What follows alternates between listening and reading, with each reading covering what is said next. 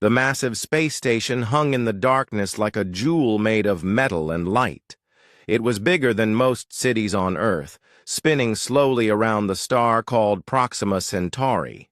Ships from dozens of different worlds came and went from its docking bays. Some looked like giant insects made of steel. Others glowed with strange colors that hurt human eyes to look at directly. A few seemed to be made entirely of crystal that sang soft music as they moved through space. Admiral Hyunwoo stood at the viewing window of his transport ship and watched the station grow larger. He was a tall man with gray hair and calm eyes that had seen many battles. Next to him stood Dr. So-min, a woman with short black hair who spent her days studying alien life forms. She held a tablet computer and kept making notes about the different ship designs they could see. "Look at that one," So-min said, pointing at a ship that looked like a giant flower made of purple metal. "The Zephyrians built it from living crystal. It actually grows instead of being manufactured." Captain Tae-ho joined them at the window. He was younger than the admiral, with broad shoulders and hands that never stayed still for long. His ship, the Thunderstrike, followed behind their transport. It was sleek and dark, built for speed and fighting. "Pretty ships," Tae-ho said. "I wonder how fast they are in a real fight." Admiral Hyunwoo gave him a sharp look. "We are here for peace talks, Captain. Try to remember that." "Of course, sir. But it never hurts to think about these things." Their transport docked with a soft bump that barely shook the deck. The docking bay was enormous, filled with the sounds of different languages and the hum of alien technology. The air smelled strange, like flowers mixed with metal and something else that humans could not identify. A group of aliens waited for them at the bottom of the ramp. The leader was tall and thin, with blue skin that looked like it was covered in tiny scales. He wore robes that changed color as he moved. This was Ambassador Veltar of the Altonian Empire. "Welcome, humans," Veltar said in perfect English. His voice sounded like wind blowing through leaves. "The council waits for you." They walked through corridors that stretched for kilometers. The walls showed pictures of different alien worlds, some covered in ice, others burning with volcanic fire, and many that looked like nothing humans had ever imagined. Alien beings moved past them in the corridors. Some walked on two legs like humans. Others crawled on many legs or floated through the air without touching the ground. Dr. So-min tried not to stare, but her scientific mind could not help but notice everything. She saw how the insect-like Kriva moved with perfect coordination, never bumping into each other even in crowded spaces. She watched the crystal beings called Zephyrians pulse with different colors that seemed to carry meaning. Every species was different, yet they all seemed to understand each other perfectly. The council chamber was a vast room shaped like a bowl. Seats rose in rings around a central platform where speakers could address the assembly. Hundreds of aliens filled the seats, representing dozens of different worlds and species. The noise was incredible, clicks and hisses and musical tones all mixing together. Admiral Hyunwoo and his team took their assigned seats in a section marked for new species. The chairs had been specially made for human bodies, but they still felt strange. Around them, other young species sat quietly. Most of them looked nervous or scared. A deep gong sound filled the chamber, and all the noise stopped at once. A massive alien moved onto the central platform. It looked like a tree made of metal and crystal, with branches that sparkled with their own light. This was the council speaker, one of the oldest beings in the galaxy. "We gather today to discuss the human problem," the speaker said. Its voice came from everywhere at once, somehow speaking every language in the chamber at the same time. Admiral Hyunwoo felt his jaw tighten, but he kept his face calm. Dr. So-main made a note on her tablet. Captain Taeho's hands clenched into fists. Ambassador Veltar glided onto the platform. "Honored Council members," he began, "we face a threat unlike any we have seen in 10,000 years. The humans expand too fast, claim too many worlds, and show no respect for the established order." A holographic display appeared above the platform, showing a map of nearby space. Red dots marked human colonies. There were dozens of them, spreading out from Earth like drops of blood in water.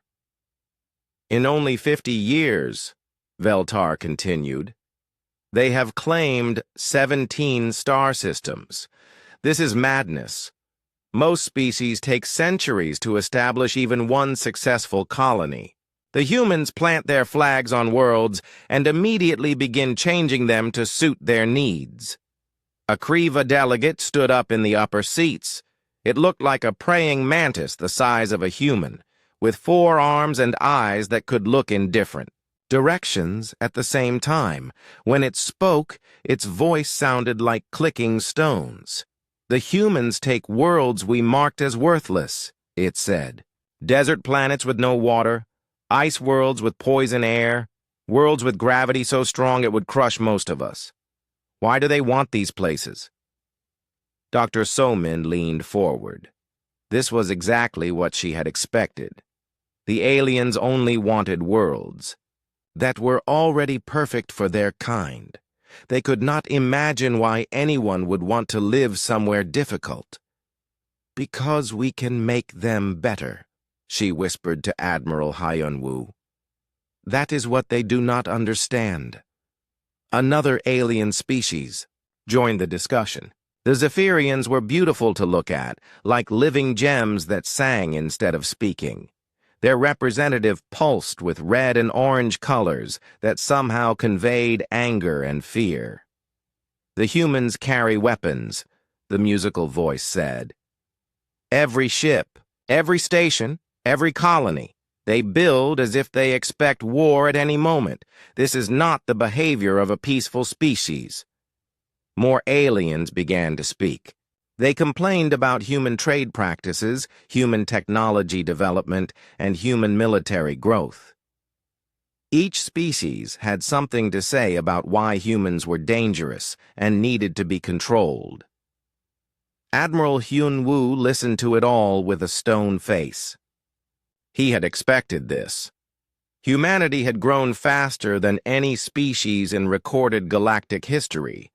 They had built things the aliens thought impossible and gone places the aliens thought were worthless. Of course, the old powers were nervous. Finally, the council speaker called for him to respond. Admiral Hyunwoo stood up and walked to the platform. The chamber fell silent. Hundreds of alien eyes, sensors, and other organs focused on him. "Honored Council," he began, his voice carrying clearly through the chamber.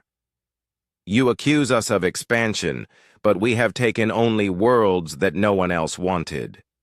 You accuse us of being armed, but we have never attacked anyone. You say we are dangerous, but we have helped 3 species fight off pirates and shared our medical technology freely with anyone who asked." He paused and looked around the chamber.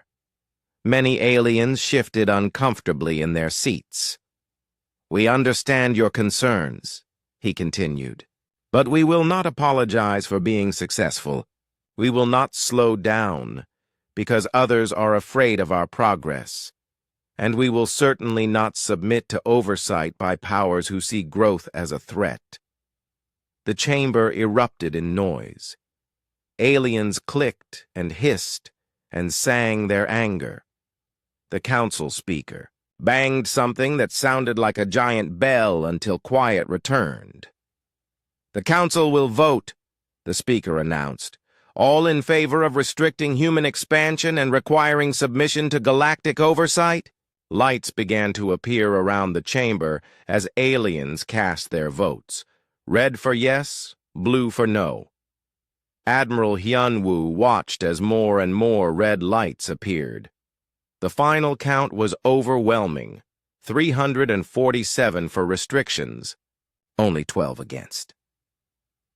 The council speaker turned to Admiral Hyunwoo. The decision is made. Humanity will comply with council restrictions or face the consequences. Admiral Hyunwoo stood up slowly. Dr. So-min and Captain Tae-ho flanked him as he prepared to leave.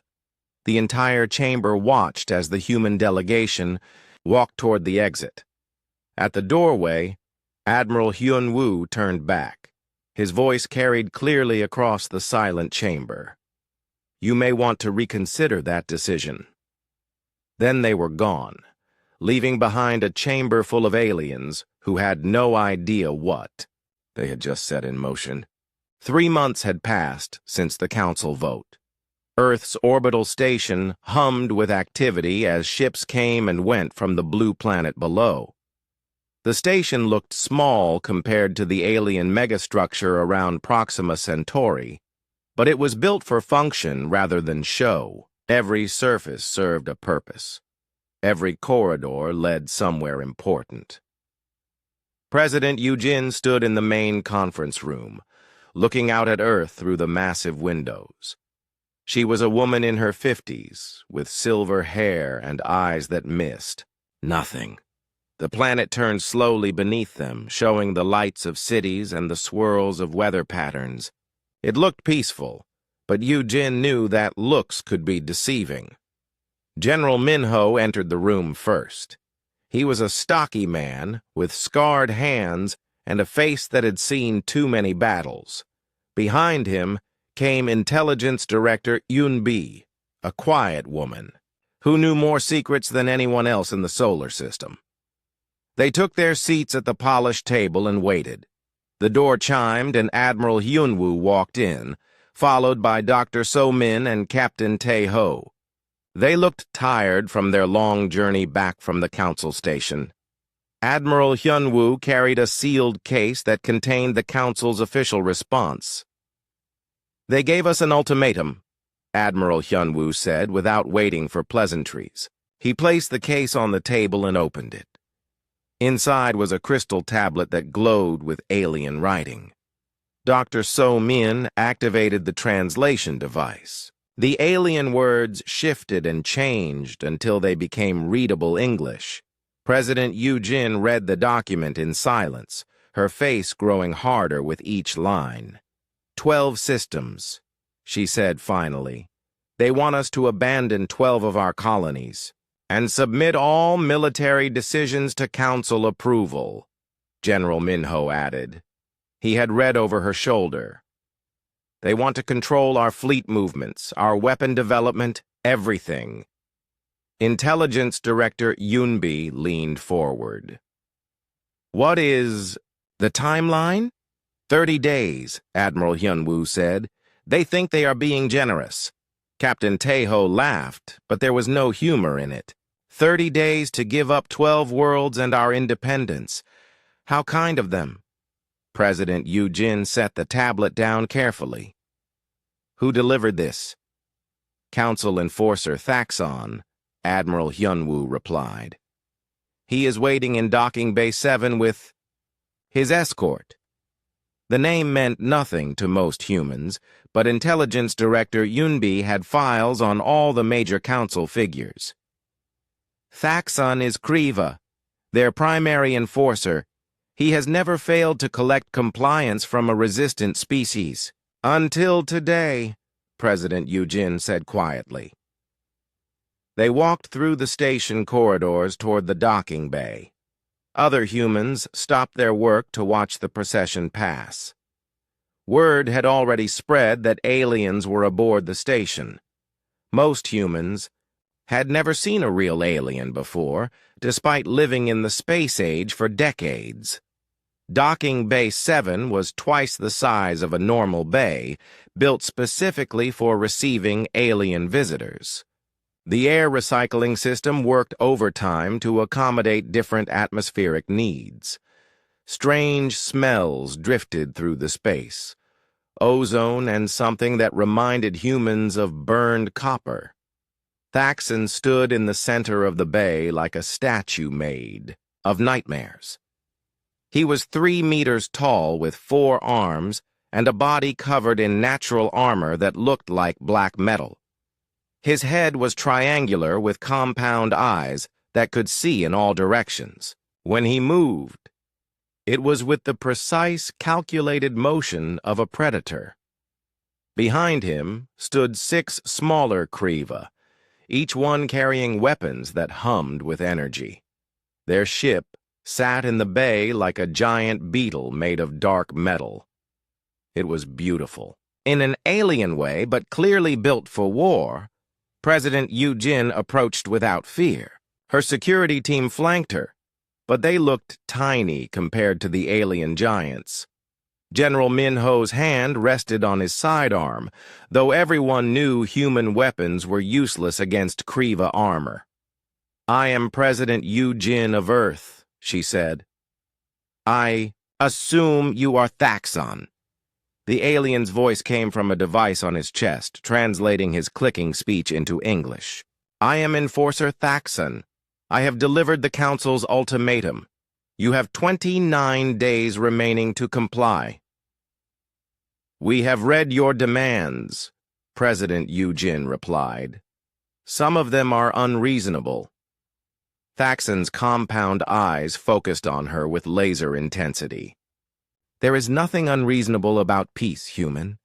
Your species expands too quickly and arms too heavily. The Council seeks only stability." Dr. Somin stepped forward with her tablet. She had been studying the aliens since they arrived, taking readings with sensors hidden in her equipment. What she found was interesting.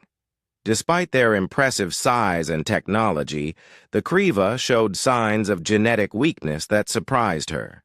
"Enforcer Thaxon," Dr. Somin said, "may I ask how old your species is, in terms of spacefaring civilization?" The alien looked puzzled by the question. "The Kriva have traveled the stars for 40,000 years. Why do you ask?" "Just curious about galactic history," Dr. Somin replied. But her tablet showed readings that told a different story. The Kriva were old, perhaps too old. Their genetics showed signs of stagnation that worried her scientific mind. Intelligence Director Yunbi studied the aliens with different eyes. She looked for weaknesses, tactical information, anything that might be useful later. The Kriva moved with coordination that suggested hive-mind communication, but their responses to unexpected stimuli were slow. They were creatures of habit and protocol. Captain Tejo watched their ship with professional interest. It was clearly advanced, with energy shields and weapons that could destroy most human vessels, but it was also heavy and designed for intimidation rather than maneuverability. A ship built by beings who had not faced real opposition in centuries. "The Council expects compliance," Thaxon continued. "Your species is young and aggressive. This is natural but dangerous. Submit to guidance and you will prosper.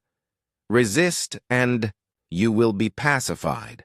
The word pacified hung in the air like a threat. Everyone in the docking bay understood its meaning. General Min Ho's jaw clenched, but he said nothing. President Yu Jin nodded slowly. "We appreciate the Council's concern for galactic stability. However, humanity requires time to consider such significant changes to our expansion plans." "Time is what we have given you," Thaxon replied. 29 days.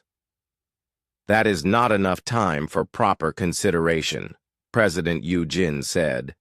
"Our democratic processes require extensive debate and voting." Thaxan made a sound that might have been laughter. Democracy is inefficient. The Council has spoken. You will comply or face the consequences. Admiral Hyunwoo stepped forward. And what consequences would those be, Enforcer? Pacification. Fleet deployment, Thaxan said without hesitation. Standard procedure for non-compliant species. Your military will be disabled, your government replaced with council oversight, your expansion permanently halted. The humans exchanged glances. This was exactly what they had expected, but hearing it stated so casually still sent chills through the group. I see, President Yujin said. And how many species have chosen to resist the Council's ultimatums in the past? 47 species have received compliance demands, Thaxan replied. All have submitted within the required time frame. Resistance is illogical when facing superior force. Intelligence Director Yunbi made mental notes. 47 species, all submitted. The Council had never faced real resistance before. This explained their confidence and their rigid approach to the situation. We understand the Council's position, President Yujin said finally. We will provide our response within the allotted time. Thaxan's eyes studied her face as if trying to read something there. Wisdom suggests quick compliance, President. Yujin. Your species has potential but lacks the strength to resist the combined might of the galactic community. We will keep that advice in mind, she replied. The alien delegation returned to their ship without ceremony. The humans watched as the beetle-like vessel lifted off and disappeared into space, heading back toward the Council station. When they were gone, the docking bay felt empty and quiet. The strange smells faded as the air recycling system cleaned. The atmosphere. Well, General Minho said finally, at least we know where we stand. 29 days, Captain Teho said. That's not very long. President Yujin turned to look at her advisors. It's longer than they think. Dr. So-min, I want a full analysis of everything you scanned from those aliens. Yunbi, activate all. Intelligence networks. I want to know everything about Council military capabilities. And our response? Admiral Hyunwoo asked. President Yujin smiled, and it was not a pleasant expression. We're going to give them exactly what they expect, from a young, aggressive species. She walked toward the exit, her footsteps echoing in the empty bay. General Minho, start mobilizing the fleet. All of it. The group followed her out, leaving the docking bay empty except for the lingering smell of aliens and the promise of war. The Altonian war fleet moved through space like a school of metal fish, each ship keeping perfect formation with the others. There were 300 vessels of different sizes, from massive battleships the size of cities to smaller escort craft that still dwarfed most human ships. At the center of the formation floated the flagship Divine Authority, a kilometer-long monster covered in weapons and armor. Supreme Commander Rixall stood on the bridge of his flagship, watching the blue star called Sol grow brighter ahead of them. He was tall and elegant like all Altonians, with pale blue skin and eyes that held the wisdom of centuries. His uniform was covered in medals from dozens of campaigns against pirates and rebels. Status report, Rixall commanded in his musical voice. Approaching the outer edge of the human system, replied Navigation Officer Velen. Our scouts confirm 47 human ships in defensive positions around their worlds. No sign of additional forces. Commander Rixall nodded with satisfaction. Intelligence had been correct. The humans possessed a pitifully small fleet for a species that controlled 17 star systems. Most civilized species would have hundreds of ships by now, but humanity was clearly too primitive to understand proper military organization. "Any response to our presence?" he asked. "The humans have been broadcasting messages for the past 6 hours," Communications Officer Zillan reported. "Mostly demands to know our intentions and request for negotiations." "Predictable," Rixall said. "Fear makes all species want to talk instead of fight. What of their defensive positions?" "Tactical." Officer Morin brought up a holographic display showing the solar system. Red dots marked human ships scattered around various planets and moons. "They have spread their forces thin, Commander. Small groups protecting multiple worlds instead of concentrating for a proper defense. Amateur tactics." The bridge crew made sounds of agreement. This was exactly what they had expected from a young species. Humans still thought in terms of protecting individual planets rather than controlling strategic positions. Their formation showed no understanding of fleet combat or space warfare doctrine. Colonel Daywan watched the alien fleet approach from his position on Mars Defense Platform Omega. The platform was built into the side of Olympus Mons, the largest mountain in the solar system. From his command center, he could see the red surface of Mars stretching away into the distance. "Count confirmed," reported sensor technician Ji Woo. 300 alien vessels. Mass readings suggest they outweigh our entire fleet by at least 10 to 1. "Expected response time for reinforcements?" Daewon asked. "Admiral Hyanwoo's task force can reach us in 18 hours, replied Communications Officer Sang Ho. "The Luna Squadron is already moving to intercept." Colonel Daewon smiled grimly. The aliens had no idea what they were walking into. Human. Intelligence had been tracking Council fleet movements for months. Every ship, every weapon system, every tactical doctrine had been studied and analyzed. The humans knew exactly what they were facing.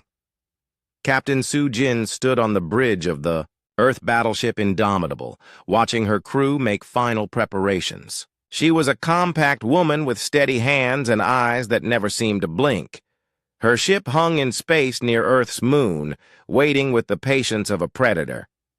"Alien fleet entering communications range," reported her communications officer. "Yon-ho, put them through," Su-Jin ordered.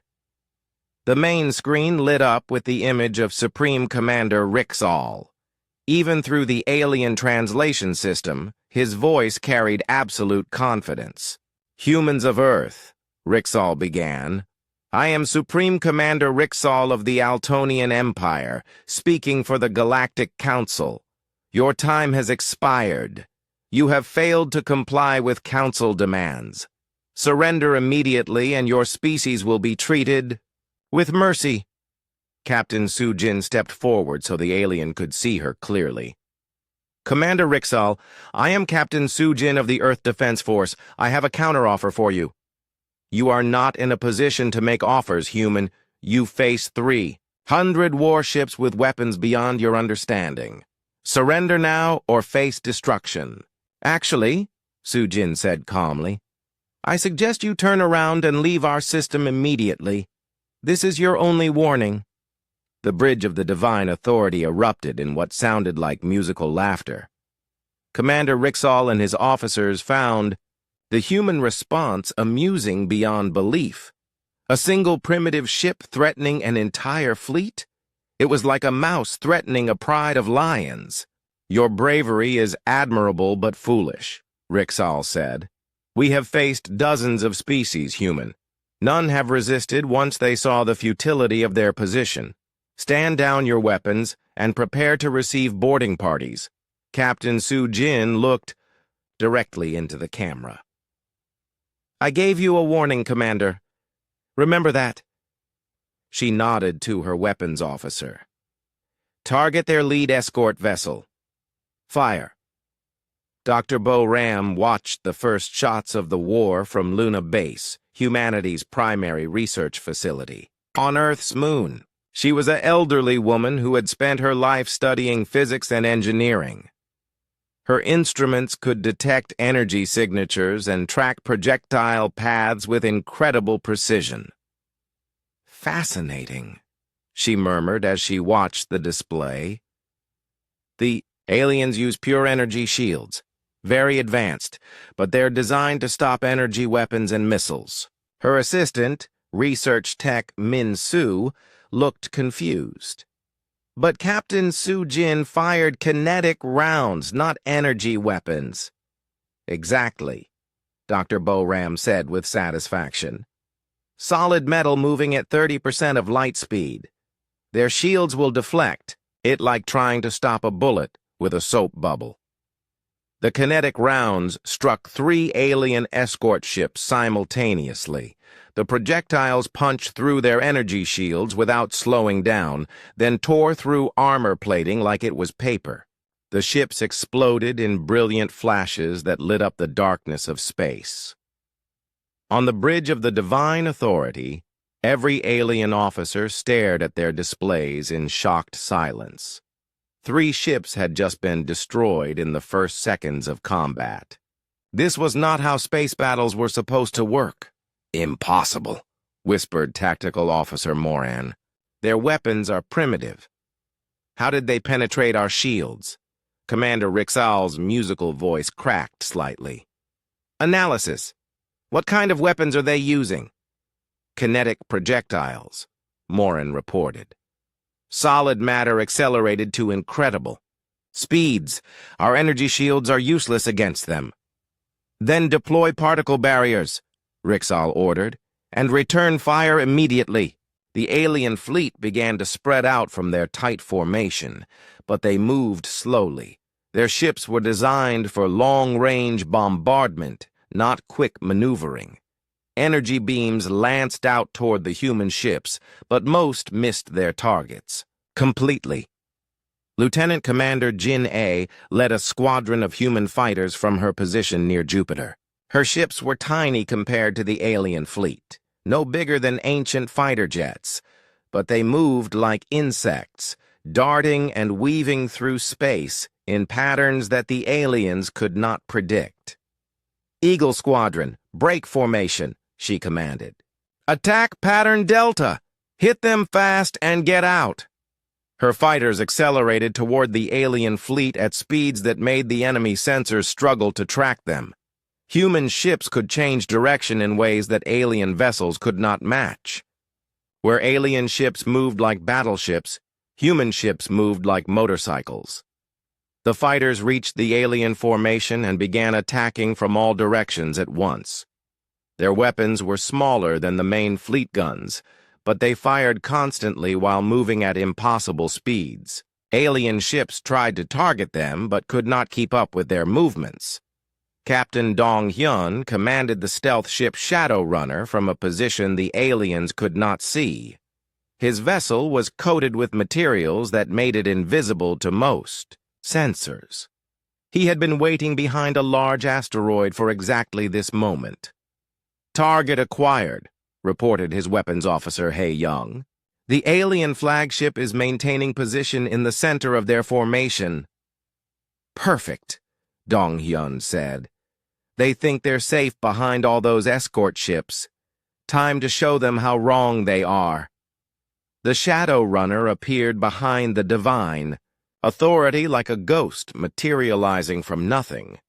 Before the aliens could react, human torpedoes struck their command section. The flagship shuddered and began listing to one side, its communications arrays destroyed. Commander Rixal found himself on a bridge filled with smoke and sparking electronics. Half his crew was injured and his ship was crippled. Around him, reports flooded in from other vessels in his fleet. "Commander, the humans are attacking from all directions," reported one of his surviving officers. "They move too fast for our targeting systems. Their tactics make no sense." "How many ships have we lost?" Rixal demanded. 47 confirmed destroyed," came the reply. "Another 60 are damaged. The humans have lost none." Rixall stared at the tactical display in disbelief. His mighty fleet was being torn apart by an enemy that should have been crushed in the first minutes of battle. The humans fought like nothing he had ever seen before. "Send a message to all ships," he said finally. "Begin withdrawal to minimum safe distance. We need to regroup and analyze these tactics." Dr. Key Young monitored alien communications from her position on Earth's orbital station. She was a linguistics expert who specialized in alien languages and culture. Her computers translated thousands of alien messages every minute, giving her insight into enemy thoughts and plans. "They're panicking," she reported to Admiral Hyun-woo. The battle had been raging for 6 hours, and the alien fleet was falling apart. Supreme Commander Rixall watched his tactical display with growing horror as red icons disappeared one by one. Each red light represented a ship under his command, and they were vanishing faster than he could count. "Status report," he demanded, though his voice no longer carried its earlier confidence. "We have lost 137 ships," reported Tactical Officer Moran. His blue skin had turned pale with fear. "The humans have lost 3 ships damaged, none destroyed." Rixall could not believe what he was hearing. This was supposed to be a simple pacification mission against a primitive species. Instead, his magnificent fleet was being systematically destroyed by an enemy that fought like nothing in the galactic databases. Lieutenant Commander Jin-A rolled her fighter through a spiral that would have made most aliens sick to watch. Her squadron had been attacking the alien formation for hours, striking fast and disappearing before the enemy could respond. Her ships moved like birds in a storm, never where the aliens expected them to be. "Dragon Leader to all units," she called over the radio. "The big ships are trying to form a defensive wall. Time to show them why that won't work." Her fighters split into 3 groups and attacked the alien line from above, below, and directly through the middle. The aliens had arranged their ships in a formation that looked impressive, but left gaps that human pilots could exploit. While alien crews tried to track one group of fighters, the other group struck from unexpected directions. Human weapons found weak spots in alien armor that the designers had never considered. Energy conduits exploded when hit by kinetic rounds.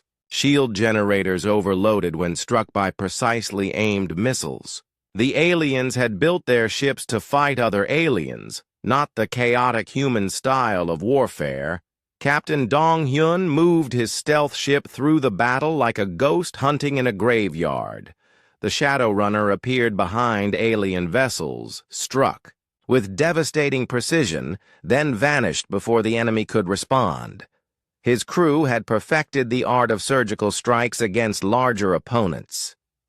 "Target the command ship with the 3 spires," he ordered his weapons officer. "That's their squadron leader." "Torpedoes locked and ready," reported Weapons Officer Hae-young. "Fire!" The alien ship exploded in a ball of fire that lit up half the battlefield. Without their commander, the surrounding vessels began to drift. Aimlessly, their coordinated tactics falling apart completely. Major Han-Nul led the boarding parties that struck fear into alien hearts across the galaxy. Her Marines wore powered armor that made them faster and stronger than any organic being. They moved through alien ships like storms of destruction, fighting with weapons and tactics that no species had faced before. "Breach successful on Alien Cruiser 7, she reported over the radio. "Meeting heavy resistance but advancing." The aliens inside their ships discovered that humans were even more terrifying up close than at a distance. Human soldiers fought with a combination of advanced technology and primitive savagery that broke alien morale. They used guns and explosives and knives and their bare hands, adapting to each situation with frightening speed. a group of Kriva warriors tried to stop Hanul's team in a corridor that should have been defensible. The insect-like aliens were larger and stronger than humans, with natural armor and 4 arms each. They had never lost a boarding action against any species. They lasted less than 3 minutes against the human marines. "Corridor secured," Hanul reported calmly. Moving toward the bridge. Dr. Ki-young listened to alien communications from her position on Earth's orbital station. Her translation computers worked overtime to process the flood of messages flying between enemy ships. What she heard made her smile grimly. "They're calling us demons," she reported to Admiral Hyun-woo. "Some of them think we're using forbidden weapons. Others believe we've made deals with dark powers." "What do you mean?" the Admiral asked. "Listen to this," Ki-young said, playing back a translated message. "Unknown species designation human displays impossible combat characteristics. Vessels exceed all known performance parameters. Infantry units demonstrate savage efficiency beyond documented norms. Request immediate reinforcement and analysis of probable supernatural enhancement." Admiral Hyun-woo almost smiled. The aliens could not understand that humans were simply better at war than they were. After thousands of years of peace, the galactic species had forgotten what real conflict looked like. Captain Su-jin commanded the Indomitable from the heart of the battle. Her ship had taken damage from alien weapons, but nothing that stopped her from fighting. Around her, the human fleet moved with coordination that impressed even their enemies. "Admiral's orders coming through," reported Communications Officer Yeonho. "All ships prepare for final assault on the alien flagship." Su-jin nodded. The battle was nearly over, but they needed to make sure the aliens understood their defeat completely. "Signal the fleet. Attack formation Charlie. We're going to end this." 20 human ships converged on the crippled divine authority from all directions. The alien flagship tried to defend itself, but its weapons could not track targets that moved with human unpredictability. Energy beams passed through empty space, while human missiles found their marks with devastating accuracy. Commander.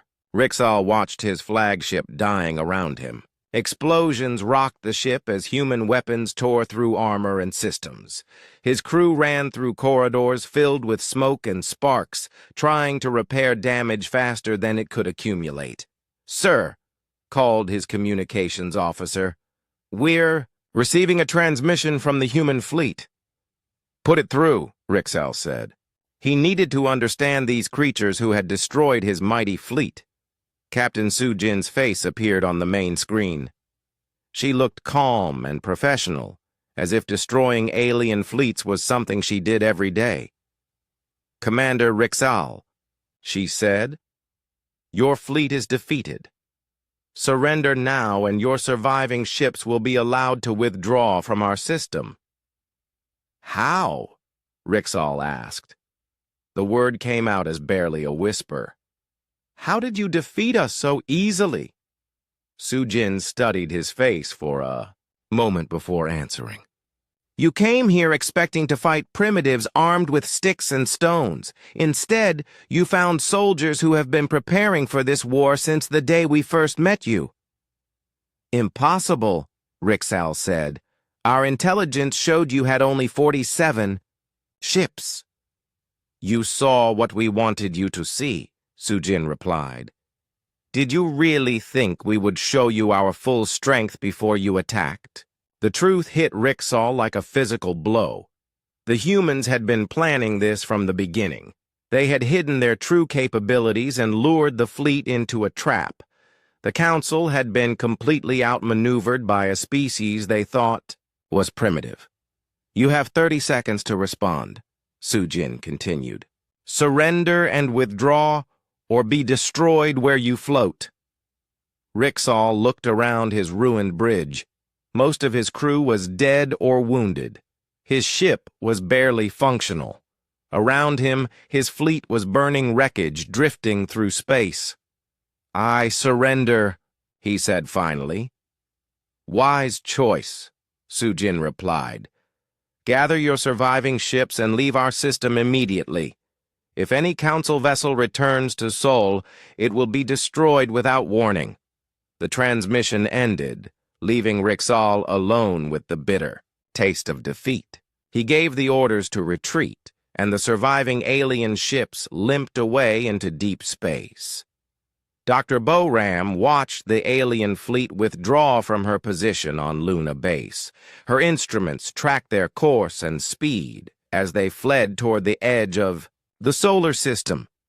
The great invasion force that had arrived with such confidence was now a broken collection of damaged ships running for their lives. "Final count," she reported to Earth Command. "Alien losses: 243 ships destroyed, 31 ships damaged. Human losses: 3 ships with minor damage, 0 destroyed." The numbers told the story of the most one-sided space battle in galactic history. A species that the Council considered primitive had just crushed their most powerful fleet without breaking a sweat.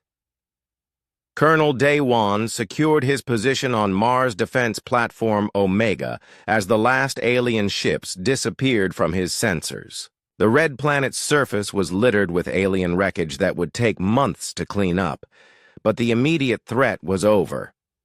"All stations report," he called to his staff. "Platform weapons fully operational," came the reply. "No significant damage to any installation." "Good," Daewon said. "Begin salvage operations on the alien wreckage. Intelligence will want to study their technology." Throughout the solar system, human forces began the cleanup process. Rescue teams searched for alien survivors who could be questioned. Salvage: crews collected pieces of advanced technology for study. Intelligence officers prepared reports that would change how humanity viewed its place in the galaxy. The war was over, but its consequences were just beginning. The Council had sent their best fleet to crush humanity, and humanity had destroyed it with casual efficiency. Word of this defeat would spread through the galaxy like wildfire. Lieutenant Commander Ginny landed her fighter on the carrier Defiant as the sun set over Earth's Pacific Ocean. She was tired but satisfied. Her squadron had performed perfectly, striking the enemy again and again without losing a single pilot. "Good work today," she told her pilots as they climbed out of their ships. The aliens learned something important about humans. 6 months after the battle, the Galactic Council chamber looked very different. The same aliens sat in the same seats, but the atmosphere had changed completely. Where once there had been confident chatter and casual arrogance, now there was nervous silence and fearful whispers. Ambassador Veltar stood at his position in the lower ring of seats. His elegant blue robes could not hide the mechanical arm that had replaced the one he lost during the battle. The Altonian diplomat who had once spoken with such authority now moved carefully, as if afraid of drawing too much attention. "The emergency session will now begin," announced the council speaker. The ancient tree-like being's voice carried none of its former certainty. "We are here to discuss the human situation and our response to recent events." Admiral Hyunwoo entered the chamber with the same calm confidence he had shown months before, but now the aliens watched him with very different eyes. Dr. So-min walked beside him, carrying data tablets filled with information that would change everything. Behind them came Commander Yeon-soo, a tall woman with sharp eyes who commanded humanity's newest battle group. The human delegation took their seats in what had once been the section for junior species. But today, representatives from dozens of older civilizations turned to look at them with expressions that mixed fear and desperate hope. Honored Council, Admiral Hyunwoo began, rising to address the chamber. 6 months ago, you declared war on humanity. Today, we are here to discuss the new reality that decision has created. Ambassador Veltar shifted uncomfortably in his seat. The phrase, new reality, made many aliens nervous. Reports from the Sol system had spread through the galaxy like wildfire, carrying news that shattered everything the Council thought they knew about warfare. Dr. So-Min activated her first data display. The holographic projection showed genetic analyses of dozens of alien species, including detailed biological reports that made uncomfortable reading. Our studies show that most Council species have evolved beyond their aggressive phases, she explained in her calm scientist voice. This is natural for civilizations that have enjoyed peace for thousands of years. However, it has left you vulnerable to species that retained their competitive instincts. A Kriva representative clicked its mandibles in what might have been nervous laughter. Are you suggesting we are inferior to humans because we chose civilization over savagery? Not inferior, Dr. So-Min replied. Specialized. You have become experts at cooperation, trade, and peaceful development. But you have forgotten how to fight effectively against determined opposition. Commander Yeon-Su stood up to present the tactical analysis. She was a veteran of the Sol battle, having commanded the destroyer squadron that crippled the alien formation in the first hour of fighting. Your military doctrine has not changed in millennia, she said, displaying holographic battle formations. You fight wars the way your ancestors did 10,000 years ago. Large ships, formal formations, predictable tactics. Against similar opponents, this works perfectly. The tactical display showed the Sol battle from multiple angles.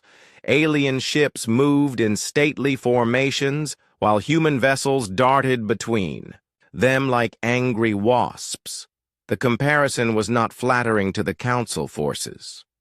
However, Yeon-Su continued, human military development has accelerated rapidly due to constant competition among our nations. We have fought hundreds of wars and learned from each one. Our tactics evolve continuously. Captain Wonbin joined the presentation with displays of human technology. He was younger than the other officers, with the quick movements of someone who had grown up in zero gravity. His ships had been among the first to engage the alien fleet. Council intelligence assumed our technology was primitive, he said. This was a reasonable assumption based on our apparent capabilities. What you fail to understand is that humans deliberately hide their true strength until it is needed. The display showed human ships that looked simple and functional next to the ornate alien vessels. But detailed scans revealed internal systems far more advanced than their external appearance suggested. We build our ships for effectiveness, not intimidation, Wonbin explained. Speed over size, adaptability over raw power, surprise over strength. President Yu Jin appeared via holographic projection from Earth. The aliens had expected her to demand reparations or territory. But her actual words surprised them even more. The Council invasion of Sol has taught both our species valuable lessons, she began. You have learned that humanity is not the primitive civilization you believed us to be.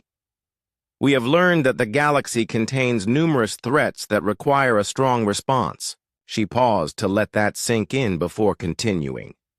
Therefore, humanity proposes a new arrangement. We will respect all existing Council territorial claims and establish formal diplomatic relations with all member species. The chamber buzzed with confused whispers. This sounded almost reasonable, nothing like the demands for surrender many aliens had expected. In return, President Yu Jin continued, Humanity claims all currently unclaimed star systems for potential colonization. Council. Species may apply for joint development projects, but humanity will lead all expansion into new territories. The real implications hit the chamber like a shockwave. There were thousands of unclaimed systems scattered throughout the galaxy. Most contained worlds the aliens considered worthless. Too hot, too cold, too heavy, or too hostile for comfortable living. But humans had already proven they could make such worlds habitable. Dr. Sujin, humanity's lead engineer, appeared on a second projection to explain the technical details. She was a small woman with gentle eyes who looked nothing like a military threat, which made her words even more disturbing to the aliens. Our terraforming technology can transform almost any planet into a suitable habitat, she said pleasantly. Worlds you consider uninhabitable can become garden paradises within decades. This gives humanity access to resources and territory that dwarf anything currently available. Ambassador Veltar finally found his voice. You are demanding the right to claim half the galaxy. We are offering to develop half the galaxy, Admiral Hyunwoo corrected. Worlds that currently benefit no one will become productive colonies. Trade will increase, technology will advance, and everyone will profit. And if we refuse? Asked a Zephyrian representative, its crystalline body pulsing with nervous colors. The humans exchanged glances. Dr. So-min activated a new display that showed star charts marking human military positions. The dots were scattered throughout the galaxy, far beyond what anyone had expected. This brings us to an important revelation, Admiral Hyunwoo said. The fleet that attacked Sol was not facing humanity's primary military force. It encountered our home defense squadron. The silence in the chamber was absolute. Every alien representative stared at the display in growing horror. Our main battle fleets were deployed throughout our existing colonies during the crisis, Admiral Hyunwoo continued calmly. Standard military procedure when facing an unknown threat. The invasion force engaged approximately 15% of our total naval capacity. Commander Yeon-soo added the final crushing detail. The ships that destroyed your fleet represent our training units and recent graduates from our military academies. Our veteran forces never engaged in the battle. The implications crashed over the chamber like a tidal wave. The mighty council fleet had been destroyed by humanity's junior varsity team while their first-string players watched from the sidelines. Captain Ji-hoon entered the chamber at that moment, wearing the uniform of the newly created Joint Exploration Service. He was a young officer with an easy smile who looked completely comfortable, despite being surrounded by dozens of alien species. I am pleased to announce, he said cheerfully, that several council species have already requested participation in human exploration missions. The Valerian Trade Consortium wants to establish commercial partnerships. The Zephyrian Science Collective has asked for joint research projects. Even the Kriva hives have inquired about military cooperation agreements. President Yujin smiled from her holographic projection. It seems the galaxy is ready for a new approach to interstellar relations. The council speaker's ancient voice filled the chamber one final time. The motion before us is clear. Accept humanity's proposal for mutual cooperation and shared development, or the sentence hung unfinished in the air. Everyone knew what the alternative was. The vote was unanimous. Ambassador Veltar approached Admiral Hyunwoo after the session ended. The Altonian diplomat moved slowly, still adjusting to his mechanical arm. I have a question, Veltar said quietly. The title of today's proceedings was listed as Emergency Response to Human Expansion. but some of us have been calling it by a different name." "What name is that?" Admiral Hyunwoo asked. Veltar's blue skin darkened with what might have been embarrassment. "The Council is stunned. They really tried to invade Earth?" Admiral Hyunwoo considered this for a moment, then nodded. "That seems like an accurate summary." "Will you answer one more question?" Veltar asked. "Was any of this planned? Did humanity deliberately provoke this conflict?" Admiral Hyunwoo looked around the chamber at aliens who were now eager to become humanity's junior partners instead of its conquerors. "Ambassador," he said finally, "we simply responded to the situation as it developed.